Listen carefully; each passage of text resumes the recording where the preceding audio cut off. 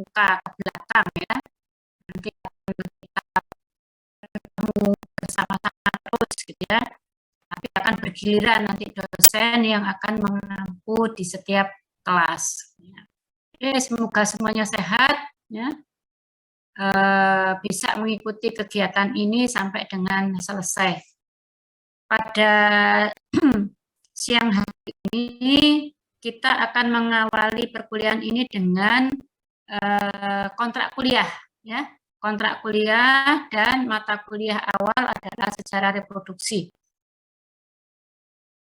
Oke, saya share.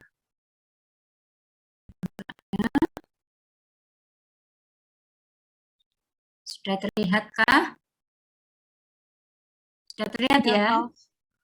Nah, suara saya jelas ya? Jelas. Jelas.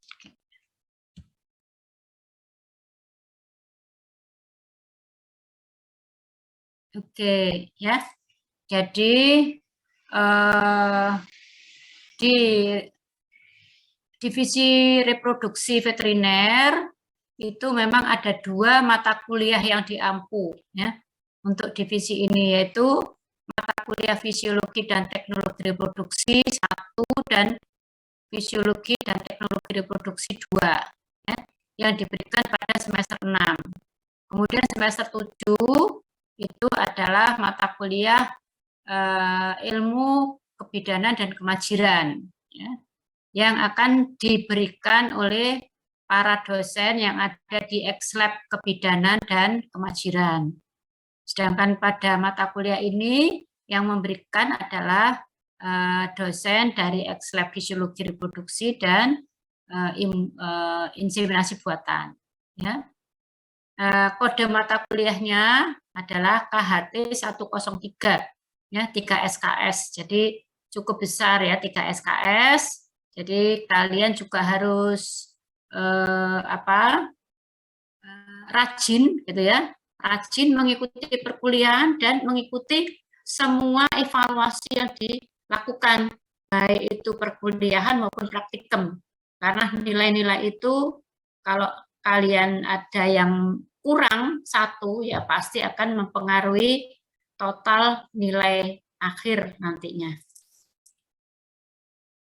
Oke. Nah, deskripsi dari mata kuliah ini adalah kita melakukan proses perkuliahan ini dengan tatap muka secara daring. Ya. Dalam tatap muka ini kita akan membahas topik-topik ya, antara lain sejarah reproduksi, kemudian cara perkembangbiakan hewan, anatomi dan fisiologi alat kelamin hewan ternak, ya, unggas, anjing, kucing, kemudian teknik koleksi semen, kemudian mempelajari tentang sifat-sifat semen dan spermatozoa. Ada bedanya ya, semen itu apa? Semen dan spermatozoa itu beda nanti ya. Kemudian teknik pengolahan dan preservasi semen atau pembekuan semen, kemudian endokrin reproduksi, siklus reproduksi pada ternak, anatomi dan fisiologi kelenjar ambing, ya. Kemudian teknik inseminasi buatan, teknik penyerentaan birahi dan superovulasi, serta transfer embrio. Ini merupakan teknik reproduksi ya.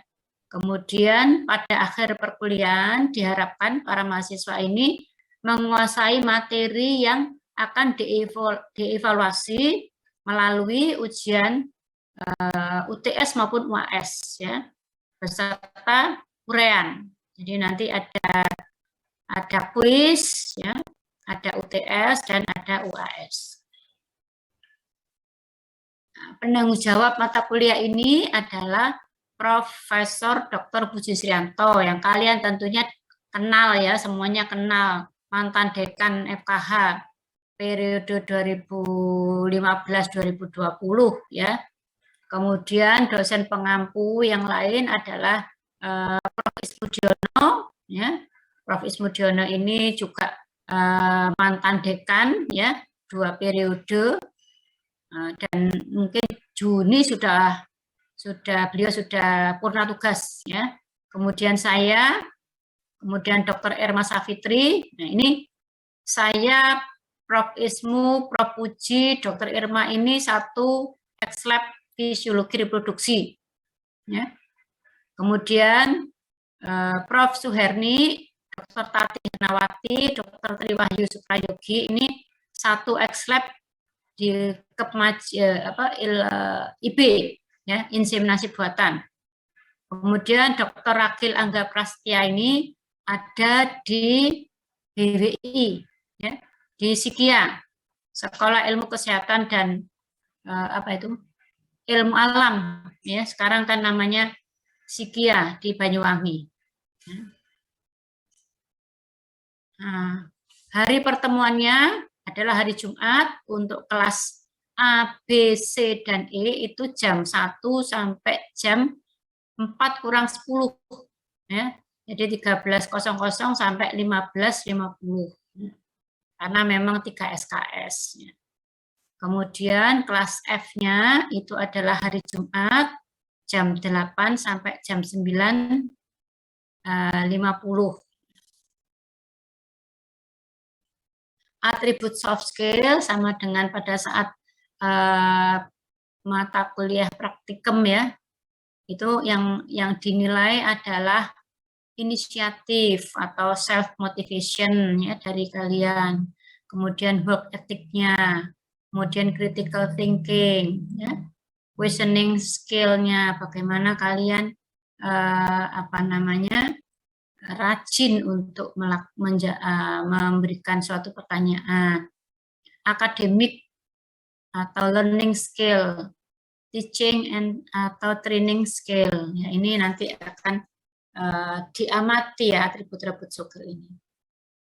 Capaian pembelajaran lulusan itu diharapkan mata kuliah ini adalah sebagai dasar pengetahuan di bidang reproduksi terapan. Ya, jadi ilmu dasar yang harus dipahami oleh mahasiswa sebelum kalian mengambil mata kuliah ilmu kemajiran dan kebidanan. Ya. Secara fisiologis ya normal alat kelamin itu kalian harus tahu apa itu anatominya bagaimana, fisiologi atau fungsi dari masing-masing alat kelamin itu bagaimana ya. Kemudian capaian pembelajaran mata kuliah ya diharapkan mahasiswa mampu menguasai konsep teoritis secara baik itu anatomi, fisiologi, reproduksi pada ternak, pada unggas maupun pada anjing dan kucing. Kemudian mahasiswa mampu menguasai konsep teoritis ya, dari siklus reproduksi maupun endokrin reproduksi. Kemudian mahasiswa dapat menjelaskan kepentingan dan kegunaan bioteknologi reproduksi ya, yang meliputi IB, ya, bagaimana teknik IB, sinkronisasi birahi, kemudian superovulasi, ya, kemudian teknologi transfer embrio. Mata kuliah ini manfaatnya adalah ya, jadi kalian kan sudah mengambil mata kuliah fisiologi ya, fisiologi atau ilmu faal atau ilmu fisiologi ya. Nah, itu kan mempelajari tentang faali seluruh tubuh ya, fungsi-fungsi organ-organ yang ada dalam tubuh kita secara lengkap ya.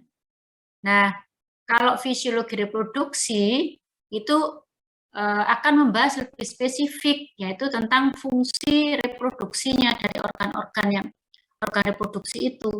Ya. Jadi dibatasi hanya pada organ-organ reproduksi yang kita pelajari. Memahami konsep teorinya, dari bagaimana anatomi dari alat kelamin itu, bagaimana fisiologi atau fungsi dari masing-masing alat kelamin tersebut, bagaimana sih siklus reproduksinya ya.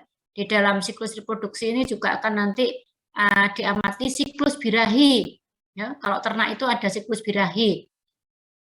Kalau manusia siklus menstruasi, ya kan? Kemudian bagaimana endokrinnya, ya, sistem hormonalnya, ya, pada proses reproduksi. Ya. Maka di sini akan memperjelas mengapa bioteknologi reproduksi itu dapat diterapkan di lapangan. Gitu ya. Jadi dasar-dasarnya harus dipahami dulu, baru nanti bisa dilakukan tindakan-tindakan ya yang menggunakan teknik-teknik ya reproduksi ya, di lapangan. Jadi teorinya harus dikuasai dulu. Strateginya ya di dalam perkuliahan ini mahasiswa diharapkan mempelajari serta membaca lebih dahulu bahan ajarnya atau handout ya yang telah ditentukan. Jadi kalau fisiologi reproduksi itu punya bahan ajar ya, bahan ajar yang kami buat ya, Prof. Ismu dan tim yang menyusunnya itu buku ajar tentang fisiologi reproduksi pada ternak. Ya. Kemudian kalau untuk IB juga ada bahan ajar tentang IB. Dosen akan memberikan garis-garis besar isi pokok bahasan atau subpokok bahasan. Jadi untuk pendalamannya mahasiswa harus mempelajari lebih dulu atau akan mempelajari lebih lanjut gitu ya materi ini di buku ajar.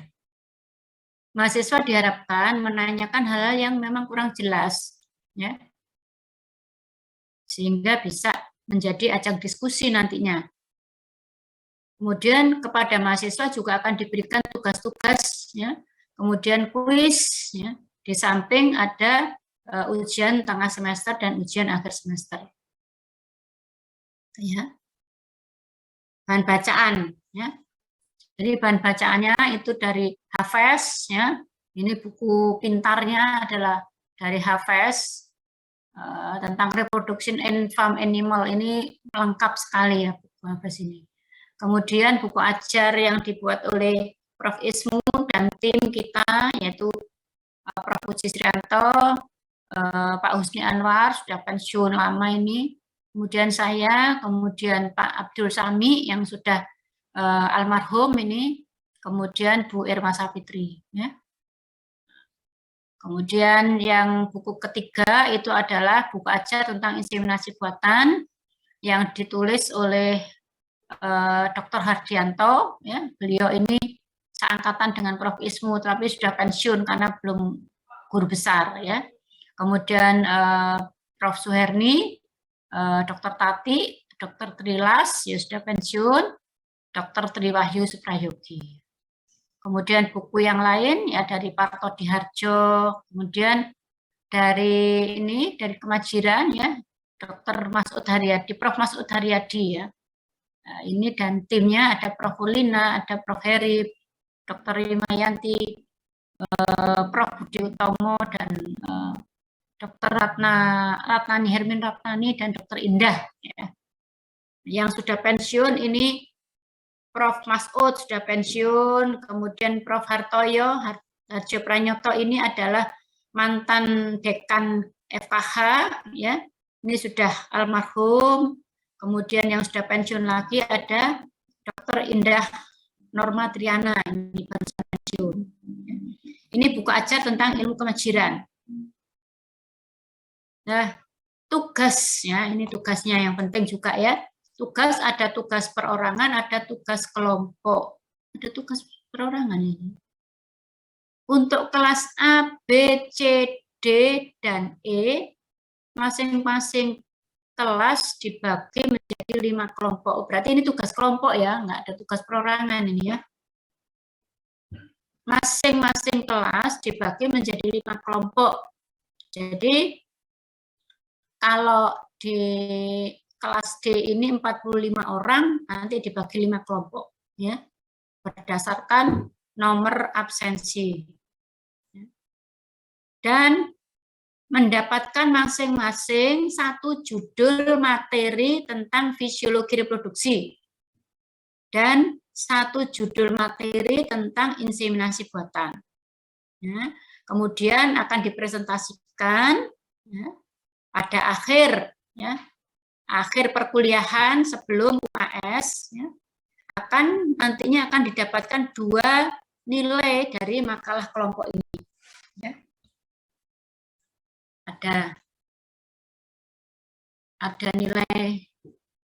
Ada nilai makalah kelompok dan nilai individu. Jadi nanti secara individu juga akan dinilai gitu ya, secara individu akan dinilai, kemudian juga dari kelompok juga akan dinilai kerjasamanya bagaimana.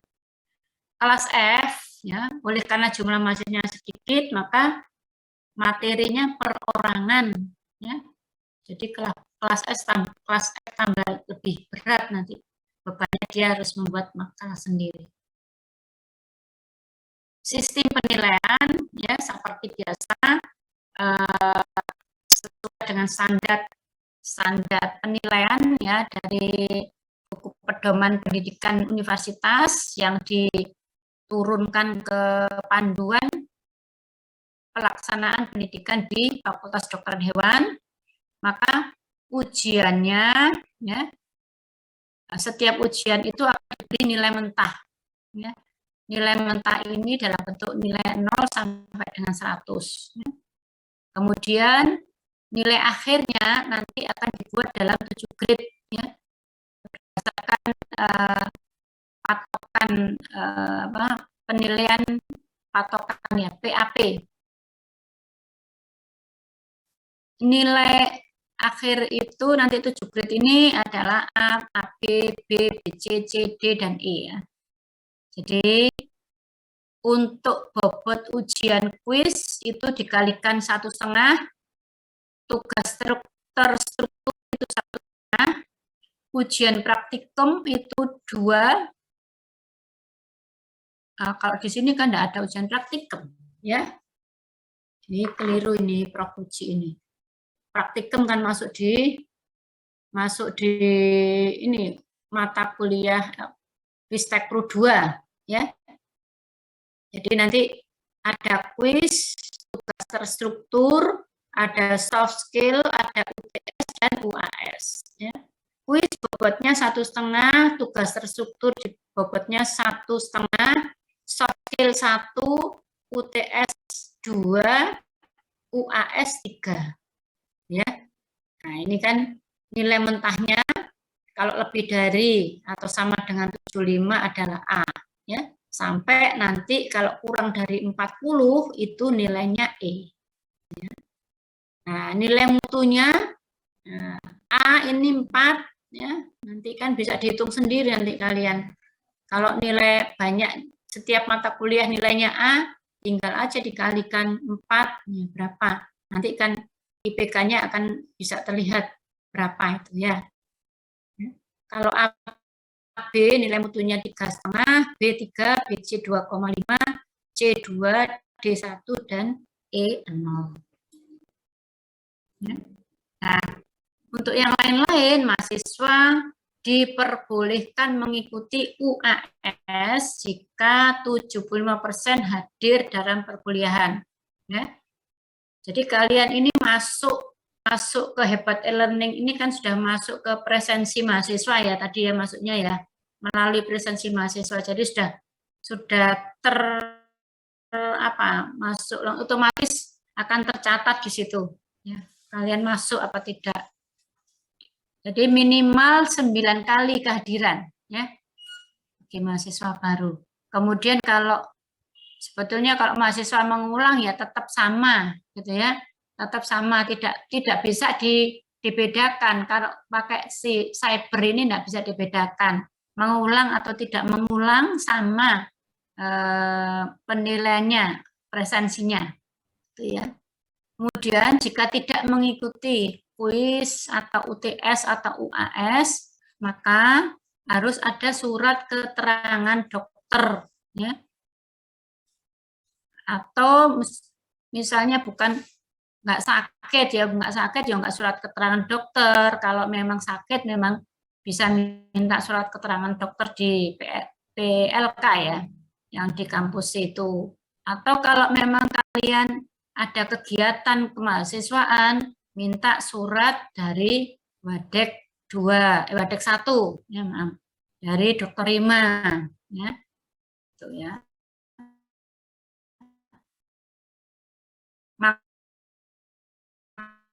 Maksimal segera mengikuti ujian susulan ya. Jadi ini surat-surat izin atau surat keterangan sakit ini harus diberikan ke PJMK-nya. Ya. Pengumpulan tugas terstruktur ya, maksimal 1 minggu dari pemberian tugas. Ya. Ini diabaikan saja praktikum, di sini tidak ada praktikum. Ya. Kemudian untuk kuis, bentuk ujiannya adalah IC. Untuk UTS dan UAS, multiple choice. Ya. Oke. Nah, ini jadwal kuliahnya, ya tentunya sudah di-upload oleh, dibantu Dr. Irma atau Dr. Ragil ya yang mengupload ya. Hari ini kita mulai dengan kontrak kuliah dan materi sejarah reproduksi dan sistem perkembangbiakan. Ya. Jadi ada 5 kelas ya di sini ya. Ada kelas A Prof. Ismu, B Suharni Susilawati ini ya, SS, Pak PS ya, saya SPM dan TW gitu ya. Nah, ini minggu depan itu tentang anatomi dan fisiologi alat kelamin jantan, kemudian tentang spermatogenesis dan tentang biokimia semen. Kemudian tanggal 11 Maret, Jumat 11 Maret, itu tentang anatomi dan fisiologi alat kelamin anjing, kucing, ya, kemudian pada hewan jantan maupun betina. Ya. Ini saya ada di kelas A, ya. Kelas D nanti oleh Dr. Tati Irnawati. Kemudian tanggal 18 Maret itu materi endokrin, ya. Endokrin reproduksi. Nah, tanggal 18 Maret ini nanti akan ada kuliah tamu. Jadi nanti akan bersama-sama sebetulnya ya. Kuliahnya nanti bareng. Jadi satu. Nah, ini kemarin saya sudah menghubungi dari pihak dokter hewan alumni di Greenfield gitu ya. Awal dihubungi bisa nyambung gitu ya dan bersedia untuk memberikan materi ini, tetapi setelah saya hubungi berikutnya untuk harus mengisi CV dan lain-lain gitu ya. Ini sampai sekarang belum bisa dihubungi. Saya khawatir aja kena COVID gitu ya. Artinya kok sampai tidak ada respon sama sekali. Mudah-mudahan segera tidak ada apa-apa dan segera bisa menghubungi. Kalau misalnya pada sampai dengan minggu depan tidak bisa kita hubungi, maka nanti mungkin ada pertukaran ya, pertukaran dosen tamu yang tanggal Mei ya, setelah UAS nanti akan dimajukan. Setelah UTS ya, bukan setelah UAS. Setelah UTS itu ada tentang materi tentang kasus-kasus reproduksi yang ada di KUD Taniwilis Sendang, Tulungagung, gitu ya. Nanti mungkin akan dilukir dulu ya, dimajukan waktunya. Kemudian yang Greenfield ini nanti diundur waktunya pada bulan Mei, gitu ya. Tapi kita lihat progresnya nanti bagaimana. Kemudian tanggal 25 Maret itu materi tentang anatomi dan fisiologi alat kelamin ya, pada unggas dan pada hewan jantan maupun pada hewan betina. Ya. Oke. Kemudian tanggal 1 April ya, pada 1 April itu siklus reproduksi 1 ya. Ini saya nggak ngajar ini siklus reproduksi 1. Kemudian tanggal 8 April saya memberikan siklus reproduksi 2 di kelas B. Ya. Nah, UTS-nya akan dilakukan antara tanggal 11 sampai tanggal 22 April ya. Nanti jadwal UTS-nya menyusul ya. Kita mendapatkan hari apa gitu ya. Ya. Ini jadi materinya adalah pertemuan kedua sampai pertemuan ya sebetulnya pertemuan pertama ya. Pertemuan pertama ini nanti kan ada sejarah reproduksi ya. Sejarah reproduksi sampai nanti pertemuan ke-7 siklus reproduksi 2. Ya. Tetap ujiannya melalui Zoom ya, melalui e-learning. Kemudian dilanjutkan 29 April itu sejarah IB ya. Kemudian IB pada sapi, pada kerbau, pada kambing, domba dan kuda. Nah, ini saya akan memberikan bertemu lagi ya dengan saya ya pada tanggal 29 April ya. Kemudian tanggal 13 Mei ya. Ini tentang IB pada unggas, pada anjing, babi, kelinci, dan tentang pembahasan tentang semen beku. Ya, ini saya tidak ngajar ini ya. Nah, kemudian Jumat, ya Jumat berikutnya tanggal 20 Mei. Ya, ini tentang recording, tentang evaluasi IB dan organisasi IB. Ya. Saya ngajar di kelas A. Oh, ini kok 20 Mei lagi tanggalnya.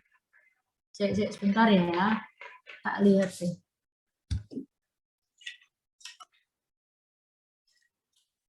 20 Mei, 27 Mei. Ya. Berarti ini 27 Mei ya, nomor 11 ini 27 Mei. 27 Mei itu tentang teknik-teknik reproduksi ya. Teknik-teknik reproduksi. Nah, ini ada kuliah tamu tadi ya. Kuliah tamu ini sebetulnya dari Dr. Didik Isdianto ya. Dia manajer di KUD Tani Wilis. Nanti tentang penanganan kasus reproduksi di KUD. Nah, ini nanti kalau memang tadi saya jelaskan yang materi pertama dosen tamu tadi dari Greenfield belum bisa dihubungi, maka ini akan maju lebih dulu. Ya. Kemudian tanggal 4 Juni itu 4 Juni Jumat tanggal 3 Juni. Ya. Tanggal 3 Juni ikut teknik reproduksi 2. Ada kuis ini ya. Tadi kuis awal tadi kuis belum ada ya kuisnya ya. Oh, kuis 1 ya. Kuis 1 tanggal 25 Maret ya. Tolong ya dicatat. Kuis 1 tanggal 25 Maret.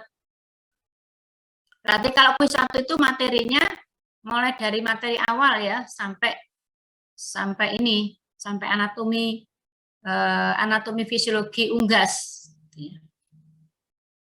Kemudian kuis 2 tanggal 3 Juni. Ini salah, bukan. Kalau saya lihat ini Jumat itu tanggal 3, Sabtu itu tanggal 4. Ya. Juni, 3 Juni ya betul. 3 Juni ini ada kuis 2 ya. Jadi materinya ya setelah materi dari kuis 1 tadi ya. Kemudian tanggal 11 Juni salah ini Prof Puji buatnya tanggal 10 ya. Tanggal 10 Juni ya. Ini presentasi tugas kelompok referat ya. Kemudian tanggal 17 Juni itu penilaian tepat presentasi juga ya. Presentasi tugas kelompok dan referat ya. Kemudian UAS-nya itu tanggal 27 Juni sampai tanggal 8 Juli. Ya. Jadi ini kita belum tahu jadwalnya, mengacu pada jadwal UAS dari fakultas. Materinya, materi soalnya itu adalah 40% dari materi sebelum UTS, 60% materi setelah UTS, ya. Nah, sekarang dosennya siapa? Kalau di sini ada apa enggak ya di Repro ini dosen ini? Yang pertama ya Pak PS, Pak PS sebagai PJMK, ya.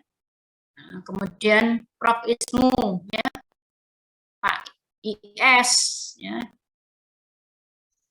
Kemudian SPM, ya, saya sendiri, ES, ya, Bu Irma Safitri. Kemudian Pak TW, Pak Tri Wahyu, ya. Ini adalah beliau adalah ketua divisi, ya, kepala divisi, ya, divisi reproduksi. Ya.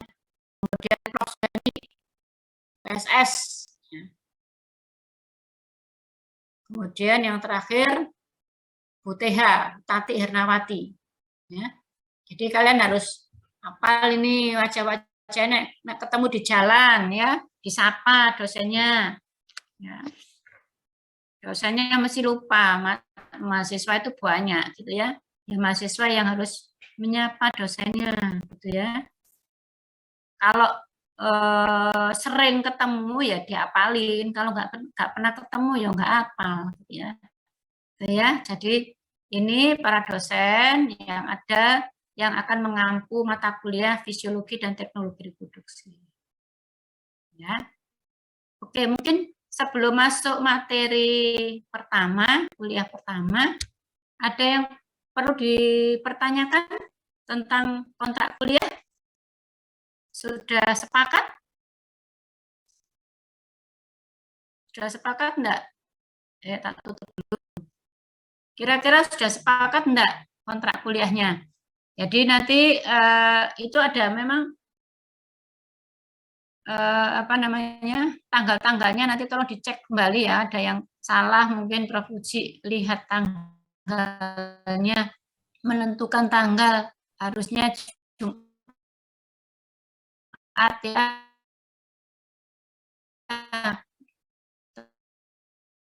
Kita sudah sepakat bahwa ada 2 kali kuis, ya. Kemudian ada UTS, ada UAS, kemudian ada nilai tugas, ya, tugas kelompok, ya. Tugas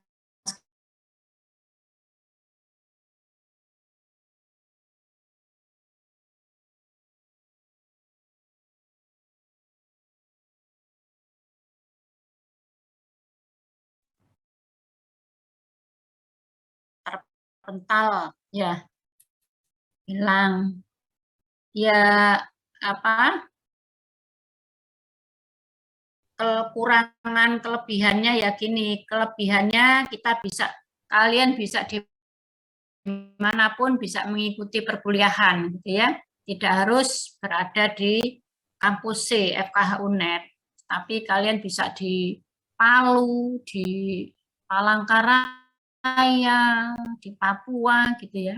Tapi kekurangannya ya jaringan, ya. Kalau jaringannya nggak bagus, ya akhirnya terpental-pental, gitu ya. Ini pun saya di pasca ini ya kadang-kadang jaringan tidak bagus. Oke, kalau tidak ada sudah sepakat dengan kontrak kuliah, maka kita lanjutkan ya. Kita share screen lagi tentang topik berikutnya. Oke, sudah kelihatan ya? Sudah, Prof. Sudah ya. Ya, jadi topik pertama adalah sejarah reproduksi dan sistem perkembangbiakan. Ya. Kita lihat, kita ini belajarnya itu ilmu reproduksi itu ilmu jorok ya, ilmu yang jorok-jorok gitu ya kita belajarnya, tapi itu memang harus kita pelajari bagaimana perkembangan ya, perkembangbiakan ya, satu individu ya, suatu ternak baik hewan pet animal gitu ya, untuk menghasilkan suatu individu baru. Prosesnya melalui apa saja? Nanti kita bahas ya. Nah, ini kalau kita lihat gambar-gambar ini semuanya adalah proses perkawinan secara alam ya. Secara alam. Kalau secara alam maka butuh pejantan ya. Butuh pejantan yang bagaimana? Pejantan yang unggul. Kalau kita ingin mendapatkan keturunan yang bagus. Ya. Kalau kita lihat kucing itu ya, nah, kucing ini kan mesti, karena ya tidak diatur ya, tidak diatur secara keturunannya, genetiknya, maka sering sudah punya anak ya, anaknya dikawini lagi oleh bapaknya, gitu ya.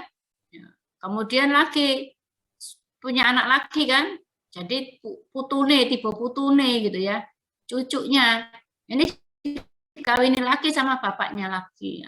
Akhirnya apa? Akan terjadi anomali, abnormalitas dari anak keturunannya ya, seperti misalnya kalau kucing itu sering terjadi ekornya ya, ekornya yang melungker itu, bengkok ya. Nah, itu karena apa? Karena ya sudah tidak bagus ya, proses perkembangbiakannya secara genetiknya sudah nggak bagus. Makanya kan kalau di peternakan, di peternakan besar misalnya pada kuda, pada sapi ya, pada hewan ruminansia kecil itu kan mulai diatur gitu ya, tidak boleh dikawinkan lagi dengan bapaknya meskipun bapaknya bagus gitu ya.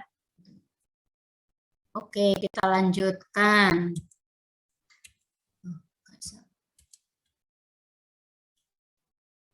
Nah ya, jadi kalau kita bicara secara reproduksi berarti pelajarannya itu mulai dari zamannya Aristoteles gitu ya. Dia sudah membuat suatu teori tentang generatio spontaneum atau degeneratio animalium, yaitu manusia atau makhluk hidup itu berasal dari benda mati. Itu zaman sebelum Masehi ya, 384 sampai 322 sebelum Masehi. Ya, kemudian Francisco Redi itu penelitian juga tentang ulat ya, di mana ulat ini berasal dari daging yang mengandung telur lalat. Ini juga awal-awal sejarah tentang bagaimana men-trace ya tentang proses reproduksi itu bagaimana. Kemudian Leeuwenhoek ya, Anthony van Leeuwenhoek, dia meneliti tentang menemukan mikroskop ya, alat ya, suatu alat yang bisa digunakan untuk melihat suatu benda asing ya, benda kecil yang disebut sebagai animalcules. Animalcules ini nantinya adalah merupakan suatu ya sperma itu ya, spermatozoa itu. Kemudian Louis Pasteur ya, ini penelitiannya tentang sterilisasi, jadi prinsip sterilisasi. Kemudian semua ya penelitian dari Anthony van Leeuwenhoek ini dengan alat mikroskopnya dia menemukan atau melihat suatu jasa ternik gitu ya, jasa ternik yang berada pada suatu media ya, dari spesies hewan jantan ya. Itu tadi disebut sebagai animalcules. Kemudian muncul teori preformasionis ya. Teori preformasionis ini adalah teori tentang embrio itu sepenuhnya hanya terjadi dari telur, ya, berasal dari telur atau dari animalcula saja. Ya. Jadi teori ini mengatakan bahwa embrio itu berasal dari sel telur atau dari animalcula saja. Dan bentuk embrio itu disebut sebagai homunculus. Ya. Jadi teori yang kemudian disangkal, ya, teori berikutnya muncul teori epigenis, ya. Jadi kalau teori epigenis ini mengatakan bahwa embrio itu terjadi dari penyatuan bibit jantan atau animalcules dengan bibit betina. Ya. Tanpa ada penyatuan itu tidak akan dihasilkan embrio. Ya. Jadi ini menggugurkan teori preformasionis. Nah, kemudian Swammerdam, ya, itu juga dalam penelitiannya dia melakukan invasi sel telur katak oleh animalcules di luar tubuh katak. Jadi secara in vitro sudah, ya, pada tahun itu, ya, tahun 1672 itu sudah ada penelitian tentang fertilisasi in vitro ini, ya, yaitu memasukkan animalcules ini, ya, ke dalam sel telur katak. Kemudian prinsip pengenceran semen, ya, ini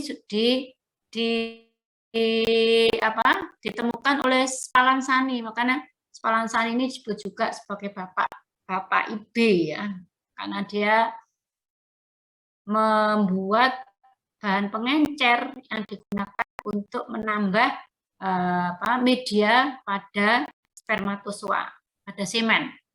Jadi dia penelitiannya itu adalah menyaring semen katak, ya, menyaring semen katak ke dalam bejana yang berisi telur katak. Jadi bejana itu cairan yang diisi dengan telur katak. Nah, ternyata kemudian setelah dilakukan pemeriksaan mikroskopis, ternyata masih ditemukan kecebong. Ya. Kecebong berarti kan artinya semen tadi, ya, ada yang masuk, ya, ke dalam bejana itu, kemudian akan mengalami fertilisasi dengan sel telur katak tadi.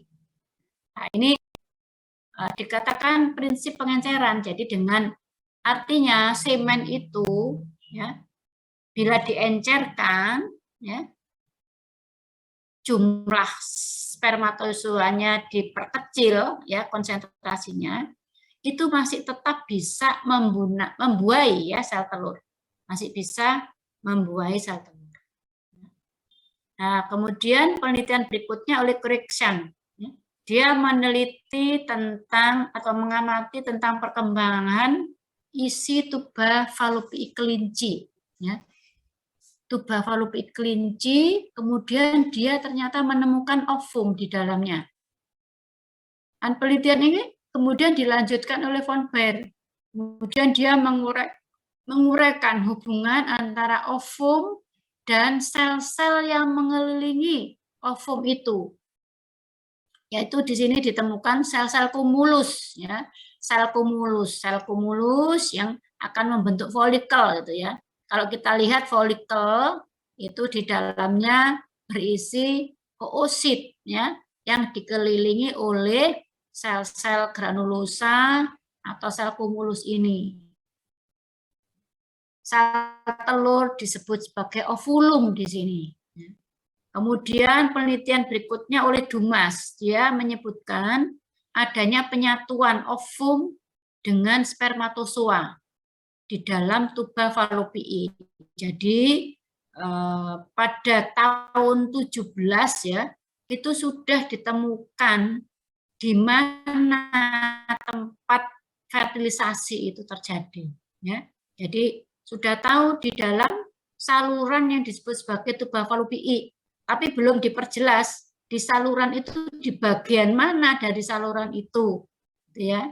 Ya, akhirnya nanti ada penelitian-penelitian berikutnya sehingga nanti akan ditemukan bahwa di ampula lah yang sebagai tempat terjadinya fertilisasi. Gitu ya. Nah, kalau Berry ya tahun 1800-an itu dia melihat perkembangan embrio kelinci sampai tahap blastosis, ya. Mengamati embrio kelinci sampai tahap blastosis. Kemudian penelitian tentang siklus birahi pada rodensia, ya. Kemudian penelitian tentang siklus birahi pada beberapa hewan menyusui.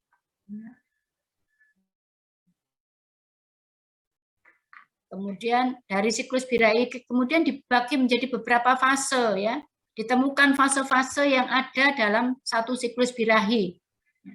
Kalau kita lihat dalam satu siklus birahi berdasarkan gejala klinisnya, nanti akan ditemukan 4 fase.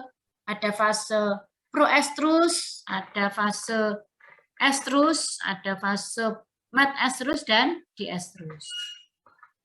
Kemudian abad ke-19 ya, Berthold ya.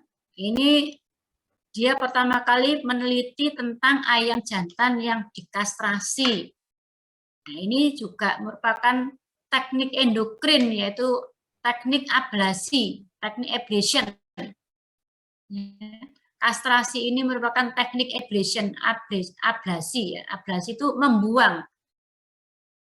membuang kelenjar endokrin, kemudian melihat sindrom yang muncul, gejala yang muncul pada hewan tersebut. Nah, ternyata pada 19 sudah diteliti itu. Bagaimana ayam kastrasi, ayam jantan diambil testisnya, kemudian dilihat gejalanya. Ya. Biasanya ayamnya menjadi jenggernya menjadi pucat, gitu ya. Terus lipidonya turun, dia tidak punya keinginan untuk menaiki betinanya, gitu ya. Kawin nggak ada keinginan untuk kawin, gitu ya. Nah, kemudian Berthold ini melakukan implan, ya, replacement terapi, artinya di situ tekniknya adalah replacement terapi. Dia melakukan implan testis pada ususnya. Jadi memasukkan ekstrak kasar dari testis ini ke dalam tubuh ayam jantan itu, kemudian dilihat hasilnya bagaimana, ya, gejala yang muncul apa. Nah, testis ini akan memproduksi zat yang akan merembes ke dalam darah, gitu ya, melalui aliran darah. Ya. Nah, kemudian penelitian berikutnya oleh Heppel, dia menyimpulkan ada suatu zat yang beredar di dalam darah yang berperan mengatur perubahan gonad dan siklus birahi. Jadi dia akan mengatur perubahan gonad dan siklus birahi. Jadi ini sudah meneliti tentang bagaimana mekanisme hormonal di dalam tubuh. Ya. Zat itu disebut sebagai generatif fermen atau hormon, ini disebut sebagai hormon. Yang sekarang disebut hormon atau endokrin. Kalau zaman pada saat HIP itu melakukan penelitian, dia menyebutnya zat itu disebut sebagai generatif fermen. Oke, kemudian kita lanjut ke berikutnya, yaitu tentang materi sistem perkembangbiakan. Apa itu definisi dari sistem perkembangbiakan atau reproduksi ya samanya. Jadi kelangsungan hidup organisme ya yang merupakan kesinambungan kelestarian hidup ya bagi makhluk hidup dari generasi yang satu ke generasi berikutnya. Jadi ini akan turun-temurun ya, seperti kalian ini ya. Kalian punya orang tua, ayah ibu ya. Dari ayah ibu itu juga dia punya ayah ibu lagi. Jadi kakek nenek kalian, ya. Kemudian dari kakek nenek ini juga punya orang tua lagi, jadi apa? Buyut, gitu ya, buyut dan seterusnya. Sama, ya, itu adalah sistem perkembangbiakan. Pada hewan juga seperti itu, kita juga mengamati proses kelestarian hidup suatu makhluk hidup tertentu itu dari generasi ke generasi.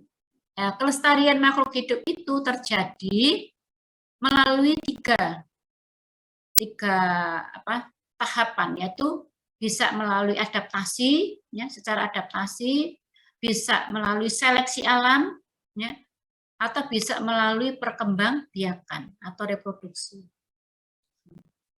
Kalau kita lihat secara adaptasi, ya, nah, adaptasi itu apa? Artinya adaptasi ini adalah penyesuaian, ya, penyesuaian sifat makhluk hidup itu sehingga makhluk hidup itu mampu bertahan hidup di lingkungannya. Jadi dia bisa beradaptasi dengan lingkungan. Ya. Ada beberapa macam adaptasi, yaitu adaptasi morfologi, ada adaptasi fisiologi, dan adaptasi tingkah laku. Kalau adaptasi morfologi itu merupakan penyesuaian bentuk alat-alat tubuh makhluk hidup dengan lingkungannya. Jadi bentuknya, dia menyesuaikan bentuk dari alat tubuhnya dengan lingkungannya. Seperti bebek, ya, bebek ini kan bisa hidup di air, hidup di darat, gitu ya. Nah, kalau bebek dia punya apa? Moncong ya, paruh ya. Di mana di bagian paruh ini ada bentukan seperti sisir yang berfungsi untuk menyaring mangsanya. Kemudian kakinya, ya, bebek itu kan ada selaputnya, ya, selaput-selaputnya. Yang ini juga menyesuaikan diri untuk apa? Dia bisa berfungsi untuk ini berenang, ya, berenang di air. Kalau ayam tidak ada, gitu, karena dia memang tidak punya kemampuan untuk berenang di air, bukan unggas air. Ya. Kemudian kalau adaptasi fisiologi, artinya adalah penyesuaian fungsi, ya, fungsi alat-alat tubuh, fungsinya. Kalau morfologi tadi adalah bentuk alat-alat tubuh, kalau fisiologi, adaptasi fisiologis itu adalah penyesuaian fungsi dari alat-alat tubuh makhluk hidup. Jadi kalau kita lihat, kita hidup di dataran rendah, ya kan? Kalau orang-orang yang hidup di dataran tinggi seperti di Bromo, ya, di daerah pegunungan, ya, itu memiliki sel-sel darah merah yang lebih banyak, ya. Ini sudah ada penelitiannya, sel-sel darah merahnya lebih banyak dibandingkan orang-orang yang hidup di dataran rendah. Makanya kalau lihat kalian kalau di Bromo, ya kan sudah pernah banyak, ya, sudah di Bromo, ya, sudah main-main ke Bromo, ya. Bromo, orang-orang Bromo, orang apa itu namanya sana itu, orang Bromo itu namanya apa? Orang Batu, ya. Suku apa? Nah, di sana kan dia hanya pakai meskipun dingin, nggak pernah, jarang ya pakai jaket itu, pakai sarung, gitu ya. Sarungnya ditutupkan di bagian di belakang gini, ya. Itu sudah merasa hangat, gitu ya. Coba kalau kalian, ya, ke Bromo, gitu ya. Ya, tentunya beda. Baju hangat, celananya juga celono, kemudian pakai kaos kaki, ya, pakai sarung tangan, ya, kemudian pakai lehernya juga dikasih slayer dan sebagainya, ya. Nah, itu adaptasinya seperti itu karena apa? Tidak tahan, tidak mampu beradaptasi di suhu dingin, ya. Jadi ini merupakan adaptasi fisiologis. Kemudian adaptasi tingkah laku, ya. Kalau adaptasi tingkah laku itu adalah terjadi perubahan tingkah laku organisme, ya, untuk mempertahankan kelangsungan hidup. Ya. Contohnya aja cicak kalau kejar-kejaran dengan sesama temennya ya, cicak gitu ya. Kemudian akhirnya bertengkar, berkelahi ya. Akhirnya cicak ini akan ototomi ya, melepaskan ekornya. Ini adalah upaya untuk menyelamatkan diri ya, menyelamatkan diri. Jadi ini termasuk dalam adaptasi tingkah laku. Nah, kemudian selanjutnya seleksi alam. Ya. Seleksi alam itu adalah merupakan proses seleksi ya, oleh alam terhadap organisme yang hidup di dalamnya. Kalau seleksi alam ini, kalau kalian dulu di SMA kan ada teori Darwin itu ya, manusia berasal dari kera gitu ya.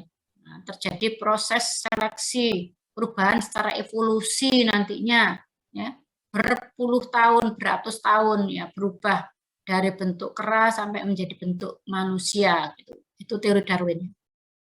Nah, organisme yang mampu beradaptasi dengan lingkungannya, dia akan bertahan hidup. Sedangkan organisme yang tidak mampu beradaptasi akan mati atau pindah ke habitat lain. Ya. Ini kalau kalian senang melihat film-film dokumenter ya tentang hewan ya di TV itu kan banyak sekali ya, baik itu hewan liar, hewan kan banyak sekali kita bisa belajar di situ bagaimana satu kelompok hewan itu bisa beradaptasi dengan lingkungannya. Kemudian organisme yang mampu beradaptasi dengan lingkungan yang baru itu akan dapat membentuk spesies baru. Ya. Jadi dia bisa mampu beradaptasi, maka dia akan dapat membentuk spesies baru. Nah, adaptasi yang demikian ini menjadi satu penyebab ya, terjadinya evolusi. Maka ada perubahan-perubahan yang terjadi pada hewan tersebut ya, pada organisme tersebut yang terjadi secara perlahan-lahan dalam jangka waktu yang lama. Ini disebut sebagai evolusi.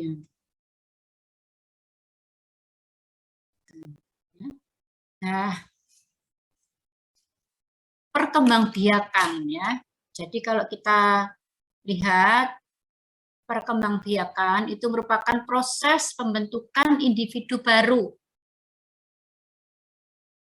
Perkembangbiakan bisa disebut juga sebagai reproduksi. Reproduksi. Perkembangbiakan suatu makhluk hidup itu dasarnya ada dua, ya.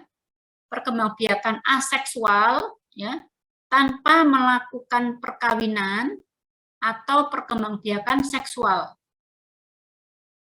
Aseksual atau seksual. Kalau aseksual, yaitu proses perkembangbiakan ini ditandai dengan tidak adanya penyatuan antara sel jantan dan sel betina atau spermatozoa dan sel telur atau ovum. Dan perkembangbiakan ini biasanya terjadi pada hewan tingkat rendah atau makhluk hidup tingkat rendah. Kalau perkembangbiakan seksual, yaitu proses perkembangbiakan yang dicirikan dengan adanya penyatuan dari sel-sel germinatif atau sel benih jantan dan sel benih betina sehingga akan terbentuk individu baru atau disebut sebagai zigot. Nah, ini terjadi pada makhluk hidup golongan atau tingkat tinggi, ya. Dan sel germinatif itu akan dihasilkan oleh organ yang disebut sebagai gonad. Gonad ini nama umum ya, kalau pada hewan jantan, gonad ini adalah testes. Kalau pada hewan betina, gonad ini adalah ovarium. Ya. Nah, sel spermatozoa itu dihasilkan oleh testes, sedangkan ovum dihasilkan oleh ovarium. Ya. Jadi peristiwa penyatuan antara sel benih jantan dan sel benih betina itu disebut sebagai fertilisasi. Proses terjadinya di mana? Terjadinya di ampula tuba falopii. Itu kalau pada hewan mamalia. Kalau pada unggas, fertilisasinya itu terjadi di bagian infundibulum. Hasil fertilisasi apa? Adalah sel ya, zigot ya, yang mengandung satu sel, ya, 2N kromosom ya, bersifat diploid.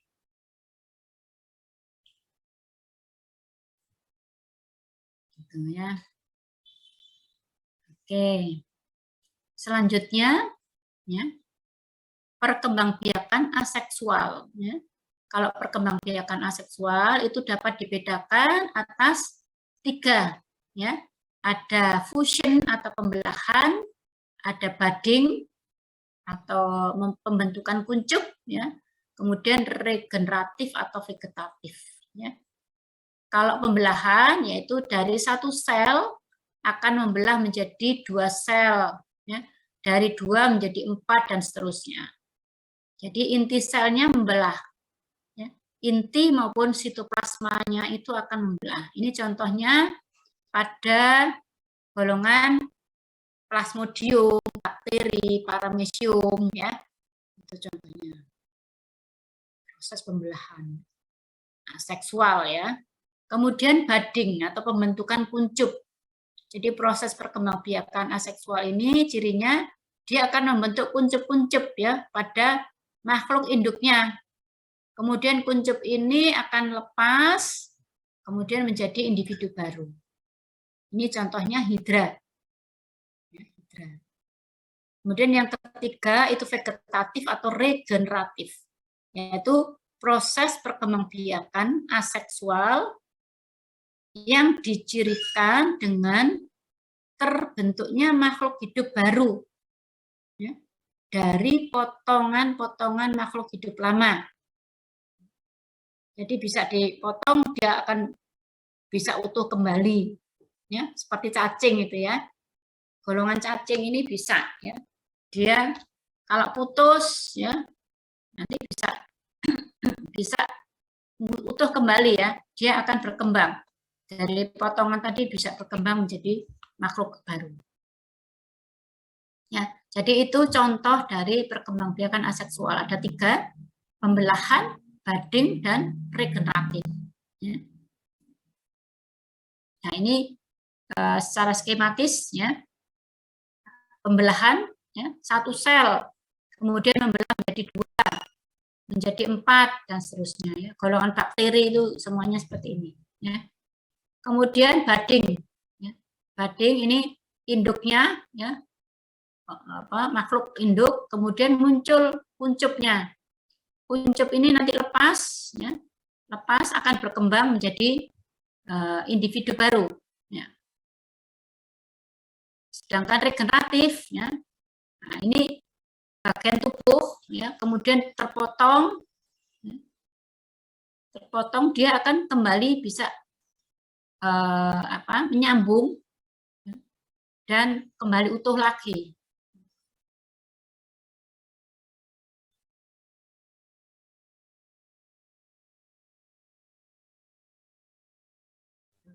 Nah, kalau perkembangbiakan seksual berarti ini pasti melalui proses penyatuan spermatozoa.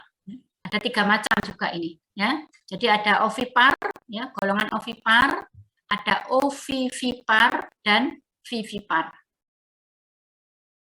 Kalau ovipar itu adalah perkembangbiakan seksual yang ditandai dengan si betina dan si jantan itu akan melepaskan benihnya di luar tubuh induknya. Jadi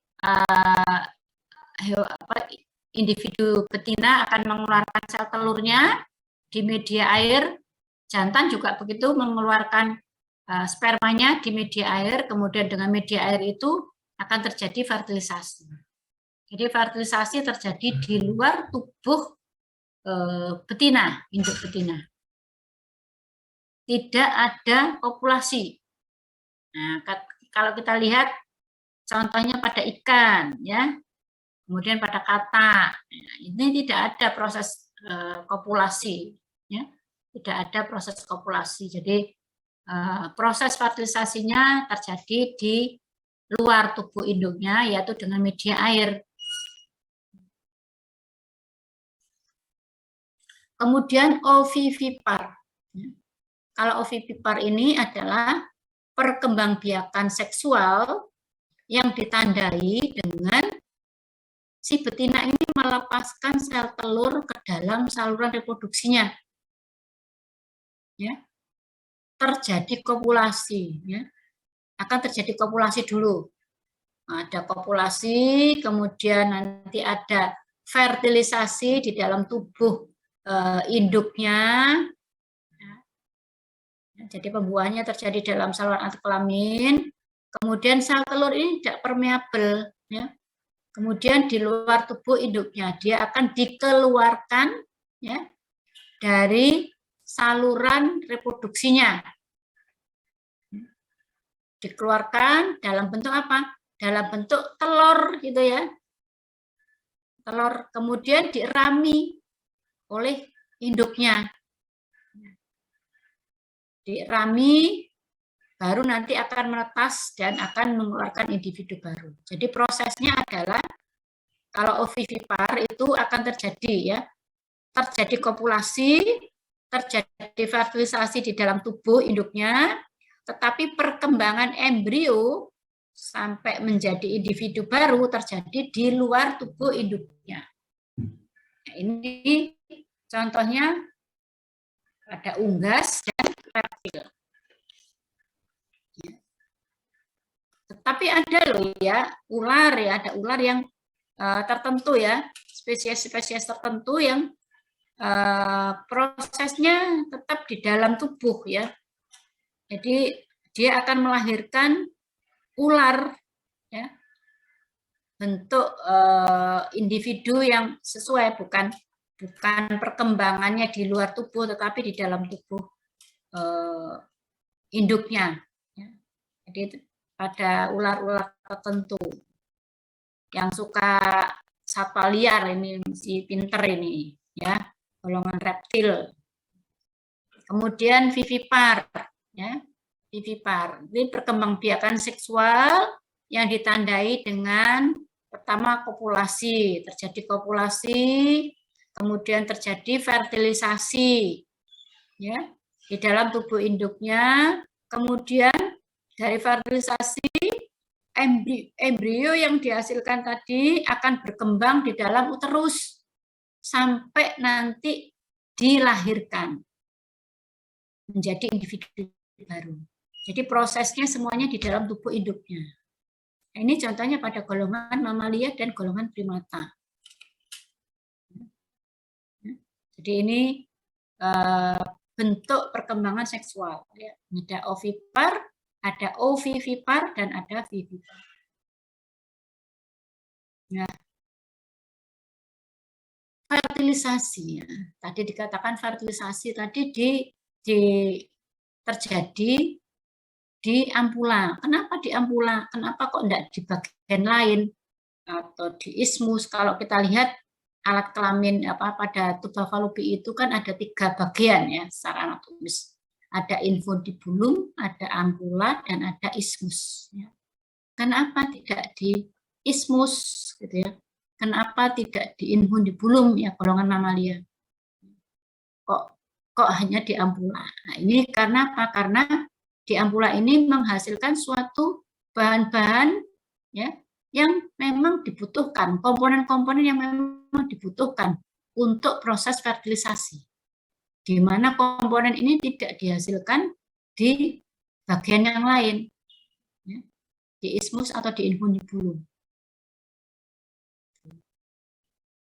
Nah, fertilisasi ini kan penggabungan antara 2 pronukleus, jantan dan pronukleus betina. Pronukleus jantan itu mengandung 1N kromosom, pronukleus betina mengandung 1N kromosom. Kemudian melebur jadi satu, menjadi satu sel yang disebut sebagai zigot.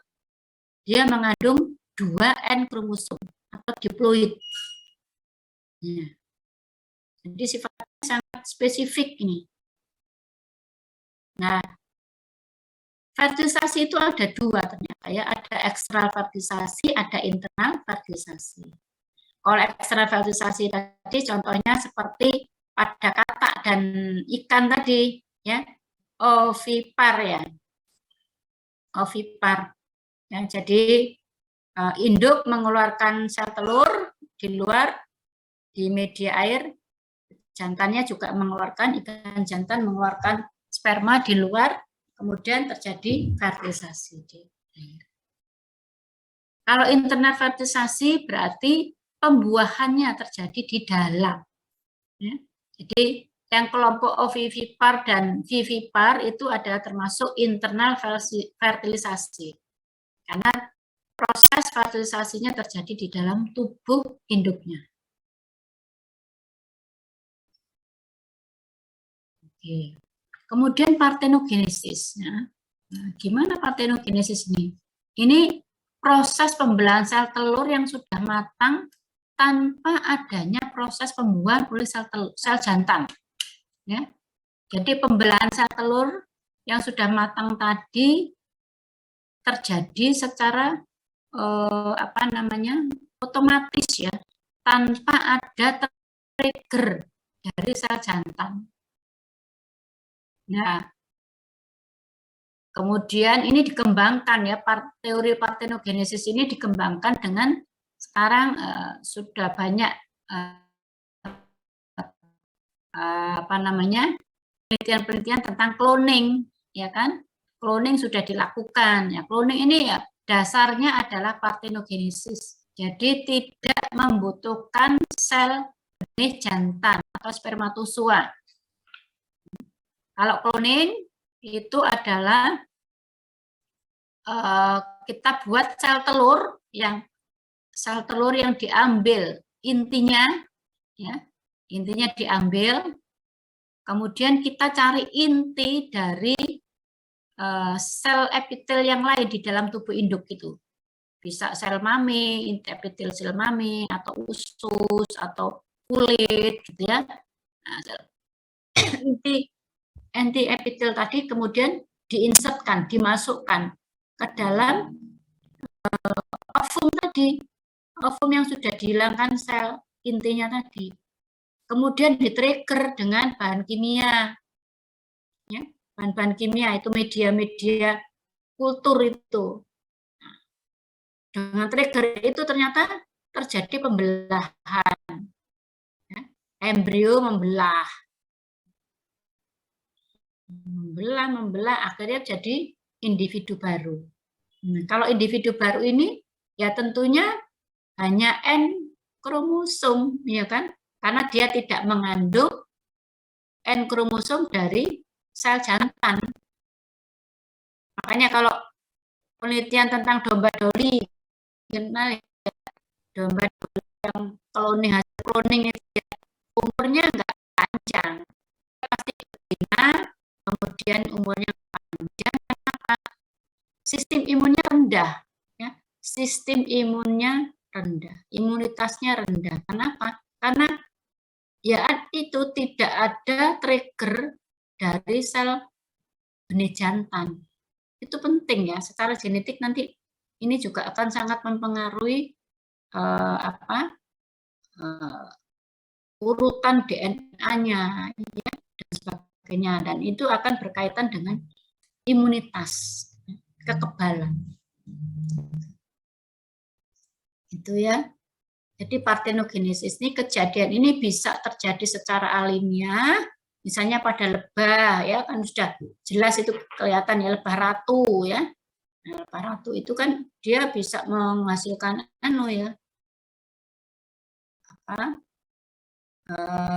partenogenesis dia berkembangnya. Ya. Nah, kemudian yang terakhir di sini ada embriologi alat kelamin. Embriologi alat kelamin. Embrio alat kelamin ya. Kalau kita lihat tadi hasil fertilisasi itu adalah sikut ya, tadi sikut. Nah, sikut ini enggak diem aja sikut, tetapi sikut ini nanti akan mengalami cleavage atau pembelahan. Pembelahan, mitosis pembelahannya. Jadi dari 1 sel menjadi 2 sel, ya. Kemudian menjadi 4, menjadi 8, menjadi 16, menjadi 32. Nah, kalau sudah 32 sel itu disebut sebagai embrio tahap morula. Ya. Embrio tahap morula, 32 sel. Di mana sel-selnya itu adalah disebut sebagai sel blastomir. Terdiri dari sel-sel blastomir. Sel blastomir ini ukurannya sama. Nah, dari blastomir, dari morula ini kemudian akan mengalami diferensiasi, membentuk blastula atau blastosis. Ya, membentuk blastula atau blastosis. Sel-sel blastomir yang membentuk morula tadi akan mengalami diferensiasi membentuk 2 jenis sel yang berbeda, yaitu tropoblast, sel tropoblast dan inner cell mass. Ada tropoblast dan inner cell mass. Blastula ini lapisannya, ya, lapisan luarnya itu pada bagian lamina basalis itu ada 3 lapisan, yaitu ektoderm, mesoderm, dan endoderm. Gitu ya. Oke, kita lanjutkan. Ya. Nah, pada stadium prenatal, ya, prenatal berarti sebelum dilahirkan, atau disebut sebagai stadium indifferent, ya, di mana ada yang disebut sebagai unleg. Unleg itu calon gonad atau primordium. Ya. Ini merupakan calon gonad. Di mana calon gonad ini akan menuju ke genital rate. Genital rate. Kemudian PGC itu adalah primordial germ cell. Primordial germ cell ini atau primordial primary sex cell, ya. Primary sex cell atau primordial germ cell ini akan menuju ke genital rate, ya. Menuju ke genital rate. Bila primordial germ cell ini menuju ke bagian korteks dari genital rate, ya, maka jenis kelamin yang akan muncul atau calon gonad yang akan muncul itu adalah betina, ovarium. Ya. Tetapi kalau PGC ini menuju bagian medula dari genital rate, maka dia akan membentuk testes atau hewan jantan. Gitu ya.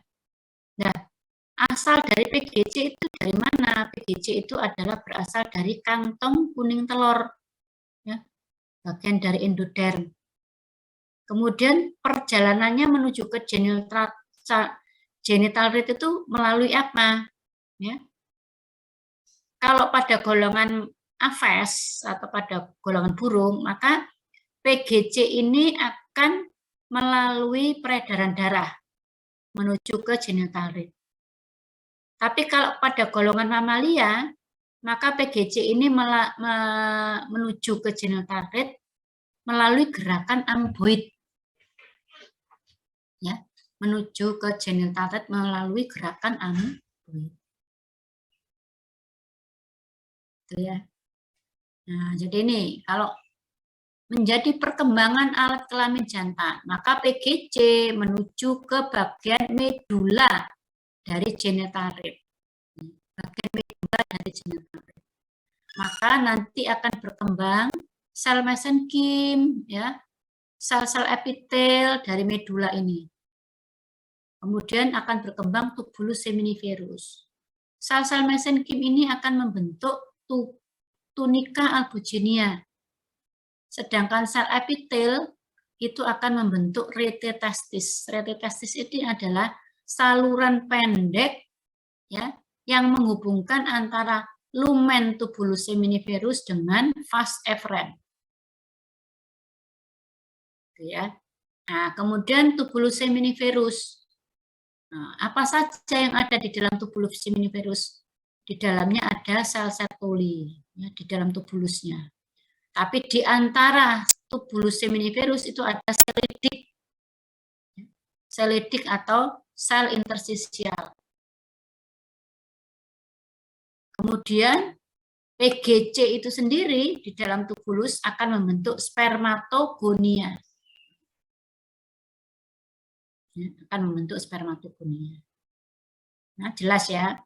Jadi kalau perkembangan alat kelamin jantan, ya, maka primordial germ cell itu akan menuju ke bagian medula genital rate. Kemudian perkembangan berikutnya, sel-sel mesenkim dari medula ini membentuk tunika albuginia, merupakan lapisan testis. Sel epitelnya akan membentuk retitestis, kemudian medula ini juga akan membentuk tubulus seminiferus, di mana di dalam tubulus itu akan berkembang ya sel benih jantan dan sel pendukung. Sel benih jantan itu berasal dari PGC, membentuk spermatogonia, kemudian sel pendukungnya adalah sel Sertoli. Sedangkan selidik berada di antara tubulus seminiferus yang berfungsi untuk menghasilkan hormon testosteron. Oke. Kemudian duktus-duktus yang berkembang, ya. Nah, ini ada dua, ya. Ada duktus wolfii atau duktus mesonefricus, ada duktus Mulleri atau paramesonefricus. Kalau menjadi hewan jantan, maka yang berkembang adalah duktus wolfii atau duktus mesonefricus. Ya. Di situ nanti akan berkembang vas efferent, ya, epididymis, vas deferens. Ya. Jadi saluran-saluran alat kelamin jantan itu berkembang dari duktus wolfii. Kemudian ada ampula, vas deferens, ductus ejaculatorius, ya. Kemudian kelenjar aksesoris, yaitu vesicula seminalis, prostata. Kemudian ada bagian kaudal dari sinus urogenitalis. Ya. Dari kaudal sinus urogenitalis ini akan berkembang menjadi alat kelamin luarnya. Ya. Alat kelamin luar yaitu ada genital tubercle, ya, genital tubercle ini berkembang menjadi penis, genital fold itu akan berkembang menjadi preposium, dan genital swelling akan berkembang menjadi skrotum. Ya. Sedangkan kalau pada hewan jantan tadi, maka ductus Mulleri akan rudimenter. Ya. Ductus Mulleri atau paramesonefricus ini akan rudimenter, nggak berkembang. Disebut sebagai uterus masculinus. Menjadi uterus masculinus. Nah, sekarang kita lanjutkan. Kalau menjadi berkembang menjadi alat kelamin betina, ya, maka primordial germ cell ini akan menuju ke bagian korteks dari genital rate. Ya. Bagian korteks, kemudian akan di bagian germinal epiteliumnya itu akan membentuk oogonia. Ya.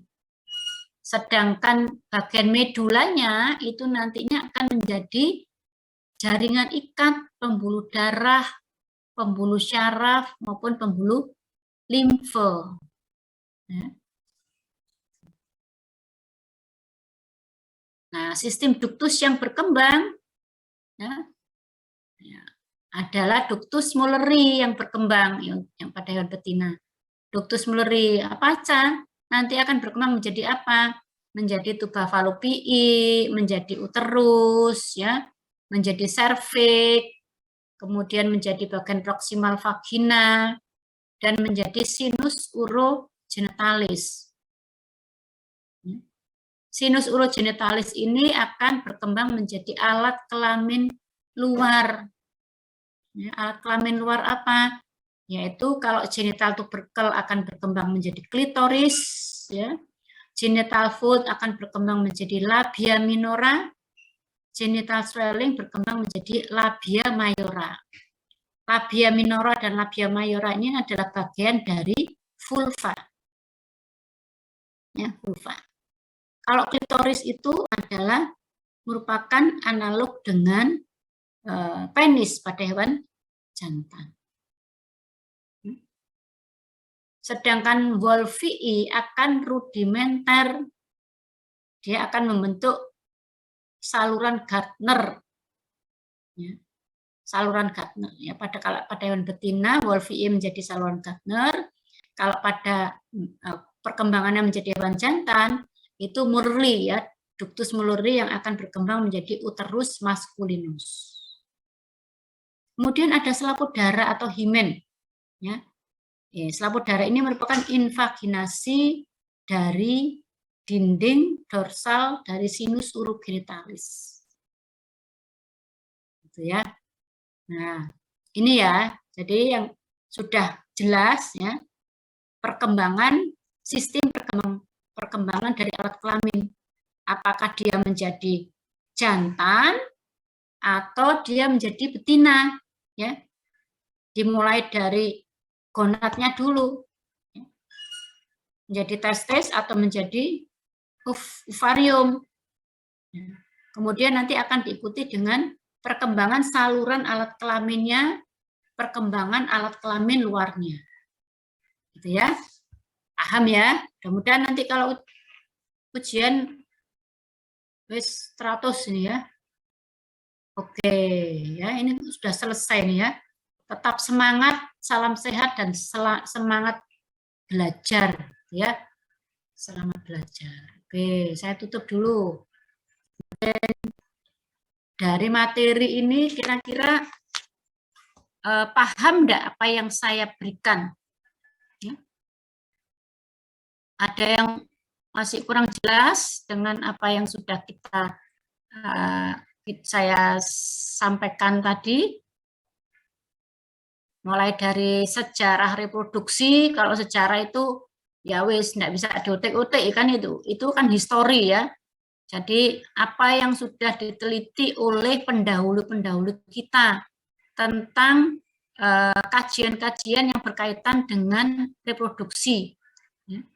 Baik mulai dari alat kelaminnya, mulai sistem reproduksinya, mulai hormonalnya, gitu ya, mulai tekniknya, ya teknologi, ya IB, pengenceran, ya transfer embrio dan sebagainya. Itu ternyata sudah ada, itu sejarahnya sudah dijalankan itu. Mulai dari tahun 1600-an itu sudah diteliti. Oke, kemudian ada sistem perkembangbiakan tadi. Ada perkembangbiakan seksual dan aseksual. Fertilisasi eksternal dan internal. Gitu ya. Kemudian ada perkembangbiakan, sistem perkembangbiakan menjadi jantan atau betina melalui genital rate dan primordial germ cell. Tentunya kalian bisa menjelaskan ya. Oke, dari sini ada pertanyaan, monggo silakan. Yang tadi apa namanya? Yang kembar tadi, kembar 4 itu ya. Ibunya Salsabila tadi ada 4 ya. Namanya kok sak kelas sih loh, Salsabila nak papat ini. Salwa Salsabila ini ya. Aulia Salsabila. Terus apa tadi? Alvina apa? Alvia. Ya.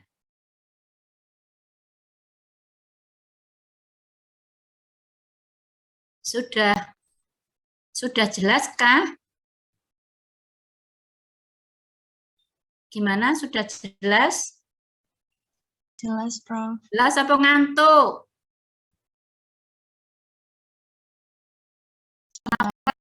Ngantuk. Karena materinya diberikan pada sore hari ini wis kudu kelonan bantal lah ya.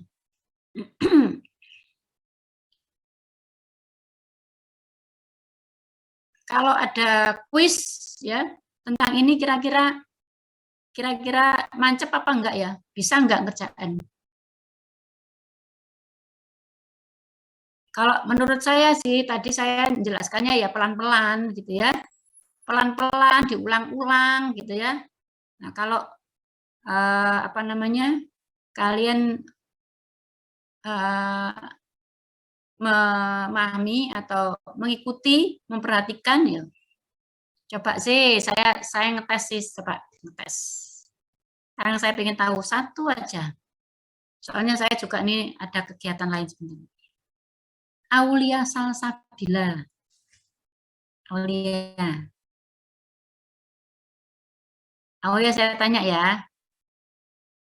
Kalau tadi ada perkembangbiakan aseksual. Contohnya apa saja sih Aulia? Kalau perkembangbiakan aseksual tadi?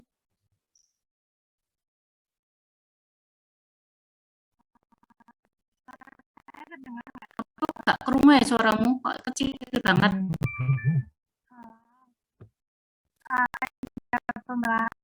Pembelahan difusi, terus ada tunas, terus ada vegetatif. Ada vegetatif, ya oke. Sekarang ada mahasiswa waliku ya, aku ingat siapa ini, Clara. Oh, ingat aku Clara. Mana Clara wajahnya Clara? Mana Clara? Oke, Clara. Ya, kalau tadi adaptasi, ya ada berapa sih macam adaptasi itu? Ada 3 dokter, ada adaptasi tingkah laku, morfologi, dan fisiologi. Kalau adaptasi morfologi itu apa yang dimaksud adaptasi morfologi? Adaptasi morfologi itu adaptasi yang menyesuaikan dengan adaptasi yang menyesuaikan dengan fungsinya, kayak misalnya parut bebek itu bentuknya seperti itu fungsi karena apa fungsinya bentuk? Bentuk. Ya, kalau fungsi apa? Kalau adaptasinya berdasarkan fungsi, berarti apa? Berarti adaptasi fisiologi. Iya, betul. Sip. Sekarang saya tanya ketua sukunya, Nefertiti. Nefertiti, terakhir ini ya. Ya, Prof. Kalau tadi apa namanya proses seleksi, ya. Proses seleksi itu adalah salah satu cara untuk mendapatkan suatu individu baru, gitu ya. Nah, apa yang dimaksud dengan seleksi di sini sih?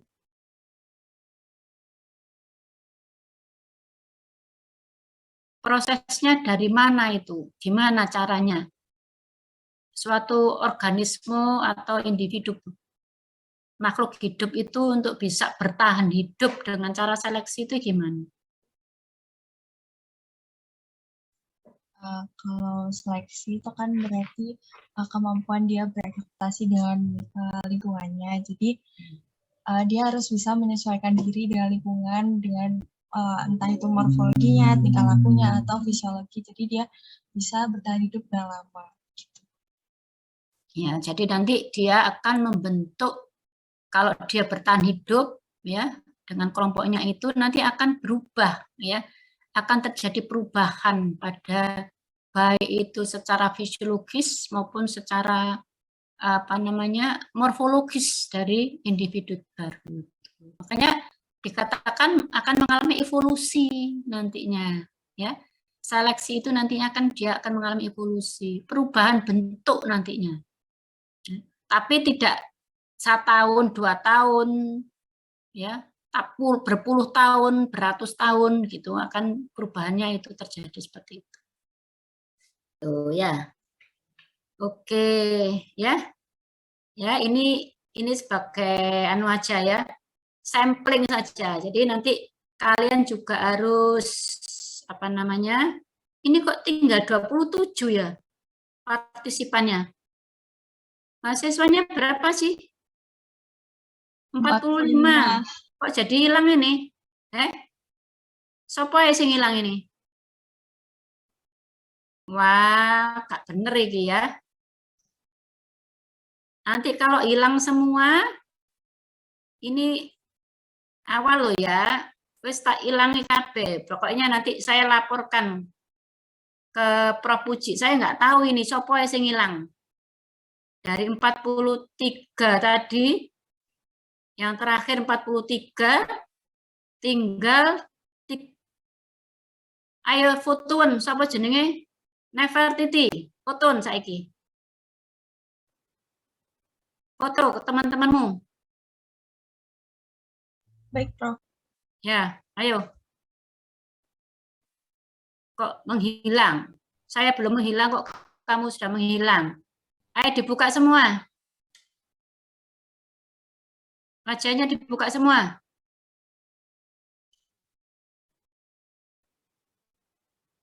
Kalau fotonya nggak ada yang dibuka, ini merupakan soft skill. Wes tak catat ya.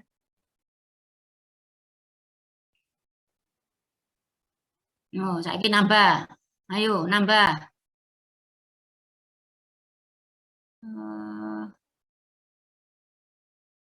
Kalian dianggap saya nggak lihat ya.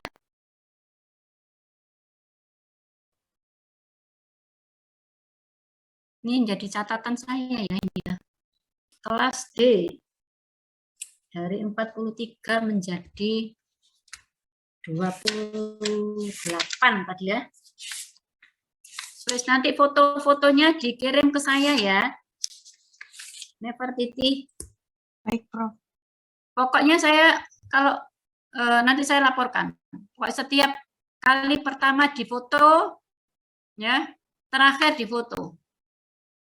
Ya, nanti saya laporkan ke PJMK supaya itu dijalankan.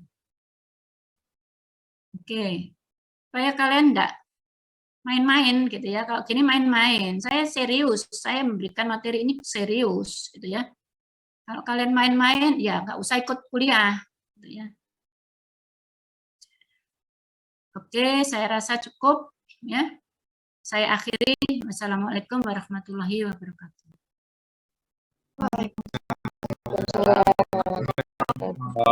Terima kasih, Prof. Terima kasih, Prof.